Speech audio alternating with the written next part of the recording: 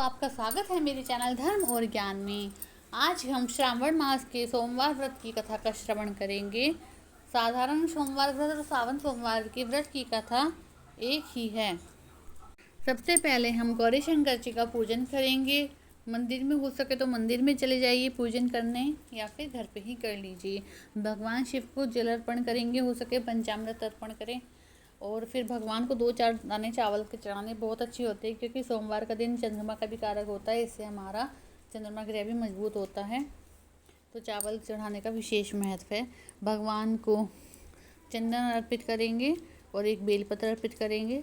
कुछ नैवेद्य जो भी हमारे पास हो उसका भोग लगाएंगे। फिर हम उससे पहले दिया जला लेंगे। जल चढ़ाने से पहले फिर हम कथा का श्रवण करेंगे। कथा हमारे इस प्रकार है। एक बहुत धनवान साहूकार था, जिसके घर धन आदि किसी प्रकार की कमी नहीं थी, परंतु उसको एक दुख था कि उसके कोई पुत्र नहीं था। वह इसी चिंता में रात दिन व्याकुल रहता था। वह पुत्र की कामना के लिए प्रति सोमवार को शिवजी के मंदिर में जाकर व्रत और पूजन किया करता था, और सायकाल को शिव मंदिर में जाकर शिवजी के श्री विग्रह के सामने दीपक जलाया करता था। उसके इस भक्ति भाव को देखकर एक समय पार्वती जी ने भगवान शिव से कहा कि हे महाराज, यह साहूकार आपका अनन्य भक्त है और सदैव आपका व्रत और पूजन बड़ी श्रद्धा से करता है। इसकी मनोकामना पूर्ण कर दीजिए। शिव जी ने कहा, हे पार्वती, यह संसार कर्म क्षेत्र है। जैसे किसान खेत में बीज बोता है वैसा ही फल काटता है, उसी तरह इस संसार में प्राणी जैसा कर्म करते हैं वैसा ही फल भोगते हैं।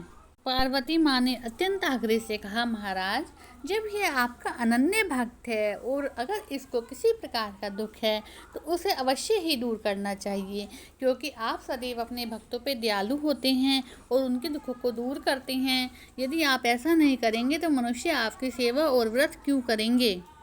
पार्वती माँ का ऐसा आग्रह देख शिवजी भगवान ने कहा, हे पार्वती, इसके कोई पुत्र नहीं है। इसी चिंता में यह अति दुखी रहता है। इसके भाग्य में पुत्र न होने पर भी मैं इसे पुत्र प्राप्ति का वर देता हूँ, परंतु यह पुत्र केवल 12 वर्ष तक ही जीवित रहेगा। इसके पश्चात वह मृत्यु को प्राप्त हो जाएगा। इससे अधिक मैं इसके लिए और कुछ नहीं कर सकता। यह सारी बातें साहूकार सुन रहा था। उसको न किसी प्रकार की प्रसन्नता हुई और ना ही दुख हुआ। वह पहले जैसे भगवान की पूजा करता था, पहले की बात ही वह पूजा पाठ करता रहा। कुछ समय व्यतीत हो जाने के बाद साहूकार की स्त्री गर्भवती हुई। 10वें महीने में उसके गर्भ से अति सुंदर पुत्र की प्राप्ति हुई।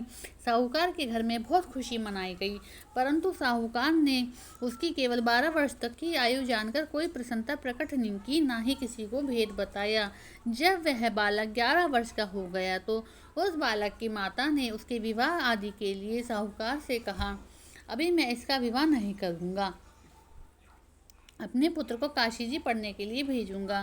फिर साहूकार ने अपने साले अर्थात बालक के मामा को बुलाकर बहुत सदन देकर कहा कि तुम इस बालक को काशी जी पढ़ने के लिए ले जाओ और रास्ते में जिस स्थान पर भी जाओ यज करते ब्राह्मणों को भोजन कराते जाओ। वह दोनों मामा भांजे यज करते और ब्राह्मणों को भोजन कराते जा रहे थे। रास्ते में उनको एक शहर पड़ा। उस शहर में राजा की कन्या का विवाह था और दूसरे राजा का लड़का जो विवाह के लिए बारात लेकर आया था वह एक आंख से काना था। उसके पिताजी को इस बात की बड़ी चिंता थी कि कहीं वर को देख कन्या के माता पिता विवाह करने से इनकार ना कर दें। इस कारण जब उन्होंने सुंदर सेठ के लड़के को देखा तो उनके मन में विचार आया कि क्यों ना दरवाजे के समय इस लड़के से वर का काम चला लिया जाए। ऐसा विचार कर वर के पिता ने उस लड़के और मामा से बात कही और वे राजी हो गए। फिर उस लड़के को वर के कपड़े पहना दिए, घोड़ी पर चढ़ा दरवाजे पे ले गए और सारा कार्य प्रसन्नता से पूर्ण हो गया। फिर वर के पिता ने सोचा कि यदि विवाह का कार्य भी इस लड़के से करा लिया जाए तो क्या बुराई है।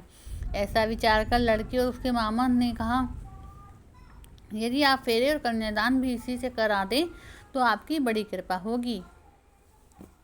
इसके बदले में आपको बहुत सा धन दूंगा। उन्होंने स्वीकार कर लिया। विवाह कार्य भी बहुत अच्छी तरह संपन्न हो गया।